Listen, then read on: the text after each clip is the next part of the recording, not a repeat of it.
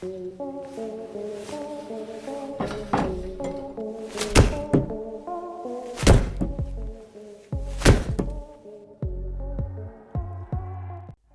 अमीन। साल 1925 में इनका जन्म साउथ अफ्रीका के कोबोको में हुआ। ईदी अमीन को उसके पिता ने बचपन में छोड़ दिया था। साल 1946 में ईदी अमीन ने ब्रिटिश उपनिवेश आर्मी में खाना बनाने वाले कर्मचारी के तौर पर एंट्री की थी। लंबी कदकाठी और चौड़े बदन वाला ईदी अमीन 1959 में वारंट ऑफिसर बन गया। साल 1951 से 1960 के बीच युगांडा का लाइट हैवीवेट चैंपियन ईदी अमीन स्विमिंग का भी शौक रखता था। युगांडा की सेना में ईदी अमीन की तरक्की होती चली गई। उसने मेजर जनरल और उसके बाद युगांडा की सेना के कमांडर के तौर पर भी काम किया। सन 1971 में युगांडा के राष्ट्रपति थे मिल्टन ओबेटे। उस समय ईदी अमीन की छवि युगांडा के लोगों के बीच अच्छी थी। उन्होंने युगांडा के राष्ट्रपति पर भ्रष्टाचार और कई दूसरे आरोप लगाए। ईदी अमीन ने कहा, सरकार लोकतंत्र और संविधान की रक्षा में फेल हो रही है। देश की इकोनॉमी बुरी तरह से डैमेज हो रही है। जिसके जवाब में युगांडा के राष्ट्रपति ने ईदी अमीन को अफ्रीकी मां की कोख से पैदा हुआ एनिमल बताया, जिससे पब्लिक की सिंपैथी ईदी अमीन की तरफ चली गई। इसका फायदा उठाते हुए उसने सन 1971 में युगांडा के अंदर तख्ता पलट कर दिया और वहां का तानाशाह बनकर बैठ गया। इसके बाद शुरू हुआ विरोधियों के कत्ल का सिलसिला। पूर्व राष्ट्रपति मिल्टन ओबेटे के वफादार पुलिस ऑफिसर्स को मार दिया गया। सभी राजनीतिक कैदियों की रिहाई कर दी गई। कुल मिलाकर ईदी अमीन ने युगांडा की सत्ता पर अपनी पकड़ मजबूत करने के तमाम हथकंडे अपनाने शुरू कर दिए। अपनी तानाशाही के शुरुआती समय में ईदी अमीन का शासन ठीक रहा, लेकिन इसके बाद उसका असली रूप सामने आ गया। ईदी अमीन ने अचानक रातों रात वहां रह रहे एशियाई मूल के सभी लोगों को देश छोड़ने का आदेश दे दिया। They have exploited Ugandan people. I give the Asians 90 days to pack up and go. खास तौर से भारतीयों को।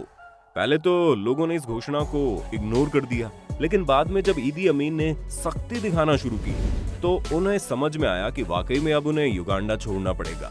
इसके साथ ही देश छोड़कर जाने वाले लोगों को अपने साथ केवल 55 पाउंड और 25 किलो का लगेज लेकर जाने की इजाजत थी। इसके पीछे ईदी अमीन का कहना था कि एशियाई मूल के लोगों ने युगांडा को केवल लूटा है। उन्होंने युगांडा के लोकल लोगों से घुलने मिलने की कोशिश नहीं की, बल्कि उन्हें अलग थलग कर दिया। इन भारतीय लोगों में से कई लोग ऐसे थे जो अपनी पूरी जिंदगी में युगांडा से बाहर नहीं गए थे। ईदी अमीन को रोकने के लिए ब्रिटेन के एक मंत्री रिपन उससे मिलने के लिए युगांडा पहुंचे ताकि ईदी अमीन को मना सके, लेकिन ईदी अमीन ने उनसे मिलने से इनकार कर दिया। वो लगभग 5 दिन वेट करते रहे। आखिरकार चौथे दिन ईदी अमीन ने ब्रिटेन के विदेश मंत्री से मुलाकात की, लेकिन ईदी अमीन का फैसला नहीं बदला। इसके बाद भारत के तत्कालीन विदेश सेवा के एक अधिकारी निरंजन देसाई को भारत सरकार ने कंपाला भेजा। उन्होंने भी ईदी अमीन को मिलकर उसे समझाना चाहा, लेकिन वो अपने फैसले पर अड़ा रहा। बाद में निरंजन देसाई ने अपनी किताब में लिखा था कि जब वो कंपाला पहुंचे तो उन्होंने देखा वहां पर लोग बड़े परेशान थे और उनके लिए युगांडा छोड़कर जाना सबसे बड़ी मुसीबत बन गया था। फिर भी कुछ अमीर लोगों ने अपने पैसों को डाइवर्ट करने का एक नया तरीका निकाला। इसके लिए लोगों ने परिवारों के साथ घूमने का प्लान बनाया। होटल बुकिंग और सारी चीजें पहले से ही कर ली गई और जब वो युगांडा से अपने देश पहुंचे तो उन्होंने वहां अपने पैसे रिफंड ले लिए। ईदी अमीन के इस फैसले के चलते पूरी दुनिया में उसकी अच्छी खासी बदनामी हुई। बाद में उसने अपने इस फैसले के सपोर्ट में ये कहा कि अल्लाह उसके सपने में आया था और उसने एशियाई मूल के लोगों को युगांडा से बाहर निकाल देने का आदेश दिया है। लेकिन इस खेल के पीछे असली सूत्रधार था लीबिया का तानाशाह कर्नल गद्दाफी। दरअसल उसने ही ईदी अमीन को यह सलाह दी थी कि युगांडा की सत्ता पर उसकी पकड़ तब मजबूत होगी जब वहां की इकोनॉमी उसके हाथों में होगी। उस समय तक युगांडा की सारी इकोनॉमी एशियाई मूल के लोगों के हाथों में थी, इसलिए उसने एशियाई मूल के लोगों को देश से निकाल दिया और युगांडा की इकोनॉमी को अपने कब्जे में करने की कोशिश की। कर्नल गद्दाफी ने ईदी अमीन को बताया कि वो किस तरह उसने लीबिया को इटली के लोगों से मुक्त करवाया और वहां का शासन अपने हाथों में ले लिया। कुछ ऐसा ही उसे युगांडा में करना चाहिए। ये बात सामने आई थी famous writer George Ivan Smith की किताब द घोस्ट ऑफ कंपाला में। जॉर्ज की एक किताब युगांडा के तानाशाह ईदी अमीन के शासनकाल पर बेस्ड है। ईदी अमीन ने केवल एशियाई मूल के लोगों के साथ ही अन्याय नहीं किया, बल्कि अपने देश के नागरिकों के साथ भी उसका बर्ताव बहुत ही क्रूर था। उसने लगभग 10 लाख लोगों की हत्याएं की, जिसमें जज, पुलिस ऑफिसर्स, प्रोफेसर, साइंटिस्ट के अलावा राजनीतिक पार्टी से जुड़े हुए वो लोग जो नेताओं की चमचागिरी में शामिल थे। उसने अपने विरोधियों का सर कुचलने में कोई कसर बाकी नहीं रखी। साल 1970 के दशक में तख्ता पलट से पहले तक युगांडा में भारतीयों की अच्छी खासी तादाद रहा करती थी। लगभग वहां के हर सेक्टर में भारतीयों का बोलबाला था। युगांडा के सिल्वर स्क्रीन पर इंडियन फिल्में दिखाई जाती थी। वहां की सड़कों का नाम भी भारतीय लोगों के नाम पर रखा गया था। वैसे भी युगांडा के डेवलपमेंट में इंडियंस का बड़ा हाथ था। युगांडा में रहने वाले हर भारतीय बेसिकली अंग्रेजों के जमाने में हिंदुस्तान से वहां ले जाए गए। गिरिमाटिया मजदूरों के वंशज थे, जिनके वंशज अब पीढ़ियों से वहां रह रहे थे। अंग्रेजों के साथ मिलकर इन लोगों ने अपनी जान पर खेलकर युगांडा का इंफ्रास्ट्रक्चर डेवलप किया था। युगांडा की राजधानी कंपाला में व्यापार की बागडोर भी एशियाई मूल के लोगों के हाथों में थी। ईदी अमीन की क्रूरता के किस्से पूरी दुनिया में फैलने लगे थे। युगांडा के साथ साथ उसकी पूरी दुनिया में बदनामी होने लगी। ईदी अमीन के स्वास्थ्य मंत्री रहे हेनरी कोयम्बा ने एक किताब लिखी।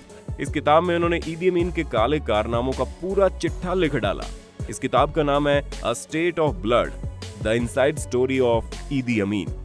अपनी इस किताब में ईदी अमीन के हेल्थ मिनिस्टर लिखते हैं कि वो अपने दुश्मनों को मारने के बाद उनकी लाश के साथ अकेले वक्त बिताते थे और जो डेड बॉडीज बच जाती थी उसमें से ह्यूमन बॉडी ऑर्गन गायब रहते थे, जिनमें किडनी, लिवर, प्राइवेट पार्ट्स के अलावा होंठ भी कटे हुए मिलते थे। लोगों का कहना था कि वो अपने दुश्मनों के शवों के साथ भी वो बहुत ही बुरी तरह पेश आता था। दुश्मनों के शवों के साथ वो अकेले समय बिताता था, मगर किसी को नहीं मालूम था कि आखिरकार ईदी अमीन अकेले में उन शवों के साथ करता क्या था। युगांडा के कुछ लोगों का मानना था कि ईदी अमीन काकवा जनजाति में पैदा हुआ था और इस जनजाति के लोग ह्यूमन ब्लड पीने का शौक रखते थे और उनके यहाँ इसे पीने की परंपरा भी थी। इसलिए ईदी अमीन अपने दुश्मनों का खून पिया करता था। केम्बा ने अपनी किताब में आगे और खुलासे किए हैं। उन्होंने लिखा, साल 1975 के अगस्त महीने में जब ईदी अमीन अपने अधिकारियों के साथ एक बैठक ले रहा था, इस बैठक के दौरान उसने अपनी एक जर्नी का जिक्र किया। उसने बताया यात्रा के दौरान उसे एक बार बंदर का मांस परोसा गया, जो कि इंसान की मांस से भी खराब था। यहाँ ये बात सामने आती है कि ईदी अमीन को इंसानी गोश्त खाने का बड़ा शौक था। ईदी अमीन ने कई बार अपने अधिकारियों के सामने बड़बोलेपन में इस बात को स्वीकार किया कि उन्होंने इंसानी गोश्त खाया है। इंसानियत उस समय तार-तार हो गई जब उसने कहा, लड़ाई के दौरान अगर कोई साथी सैनिक शहीद हो जाता है तो उसका मांस खाकर दूसरे सैनिक सरवाइव कर सकते हैं। इसके बाद ईदी अमीन के एक नौकर ने उसके बारे में जो खुलासे किए हैं उसे सुनकर लोगों के रोंगटे खड़े हो गए। उसने बताया, कमांड पोस्ट पर ईदी अमीन का घर था, जिसका एक कमरा हमेशा बंद रहता था। उस बंद कमरे में किसी को भी जाने की इजाजत नहीं थी। केवल वो बतौर नौकर उस कमरे में जाया करता था और झाड़ू लगाकर साफ सफाई करके वापस आता था। इसके बाद ईदी अमीन की 5वीं बीवी सारा कियोलाबा वहां आई और उसने नौकर से उस कमरे का रहस्य जानने की कोशिश की। उस कमरे की चाबी नौकर के पास थी, लेकिन उसे ईदी अमीन ने सख्त हिदायत दी थी कि इस कमरे में किसी और को जाने की अनुमति नहीं है। लेकिन जब सारा ने बहुत जिद की और उसे कुछ पैसे दिए तो उसने उस रूम की चाबी ईदी अमीन की पत्नी को दे दी। जब ईदी अमीन की पत्नी उस कमरे में गई तो उसने देखा उस कमरे में 2 फ्रीजर रखे हुए हैं। उसने उन फ्रीजर को खोला तो वो न केवल हैरान रह गई बल्कि चीख कर बेहोश हो गई। उन फ्रीजर में एक महिला और एक पुरुष की लाश रखी हुई थी। यह महिला ईदी अमीन की एक्स गर्लफ्रेंड थी और पुरुष उसका प्रेमी। ईदी अमीन ने इन दोनों को केवल इसलिए मार दिया क्योंकि ये दोनों आपस में प्यार करते थे। इसके अलावा उसने अपनी गर्लफ्रेंड की डेड बॉडी का प्राइवेट पार्ट भी खा लिया था। ईदी अमीन की अय्याशी के किस्से पूरी दुनिया में फैले हैं। ईदी अमीन की कुल 6 बीवियां थी, जिनमें से 3 को उसने तलाक दे दिया था। बच्चों के बारे में तो ठीक ठाक पता नहीं, लेकिन कहा जाता है ईदी अमीन के कम से कम 45 बच्चे थे। इसके अलावा ईदी अमीन के पास पर्सनल 30 महिलाओं का ग्रुप था जो पूरे युगांडा में फैला था। वो हेल्थ वर्कर और नर्स के तौर पर काम करती थी और ईदी अमीन के लिए पर्सनली सेक्स वर्कर का काम भी करती थी। ईदी अमीन की हरकतों से तंग आकर धीरे धीरे उसके दोस्त और चाहने वाले उसका साथ छोड़ते चले गए और वो अकेला पड़ गया। देश में समस्याओं की कमी नहीं थी। लोगों का ध्यान इससे हटाने के लिए उसने अपने पड़ोसी देश तंजानिया पर हमला कर दिया। तंजानिया की सेना ने उनके विरोधियों के साथ मिलकर युगांडा की ईदी अमीन की सेना को केवल 1 साल में हरा दिया। ईदी अमीन का तख्ता पलट हो जाने के बाद उसने वहां से भाग जाने में भलाई समझी और युगांडा से भागकर वो सऊदी अरब आ गया।